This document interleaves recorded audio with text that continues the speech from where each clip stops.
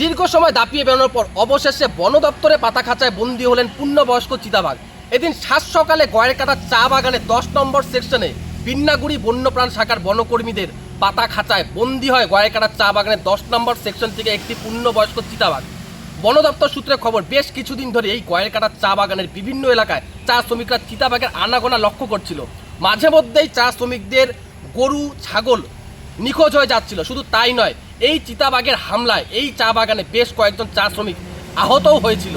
তারপর থেকে চা শ্রমিকদের মধ্যে চিতাবাঘটি ত্রাস হয়ে ওঠে এবং আতঙ্কের পরিবেশ তৈরি হয়। অবশেষে বাগান কর্তৃপক্ষ বন দপ্তরকে অনুরোধ করার পর গত বুধবার বিকেলে চা বাগানের 10 নম্বর সেকশনে বন দপ্তর এই খাঁচা বাতলা পরে আজ সাত সকালেই সেখান থেকে উদ্ধার হয় এই পূর্ণবয়স্ক চিতাবাঘটি। আর চিতাবাঘ উদ্ধারের ঘটনা ছড়িয়ে পড়তেই বহু মানুষ এলাকায় গিয়ে অতি উৎসাহের সঙ্গে ছবি তুলতে থাকেন। তারপর আতঙ্কমুক্ত হয় এবং ভিড় এতটাই বেড়ে যায় যে বন দপ্তরকেও ভিড় সামলাতে হিমশিম খেতে হয়। পরবর্তীতে বন দপ্তরের কর্মীরা সেই চিতাবাঘটিকে উদ্ধার করে নিয়ে যায় এবং বন দপ্তর সূত্রে যেমনটা জানা হয়েছে, দ্রুত এই চিতাবাঘটির স্বাস্থ্য পরীক্ষা করার পর তাকে পুনরায় জঙ্গলে ছেড়ে দেওয়া হবে।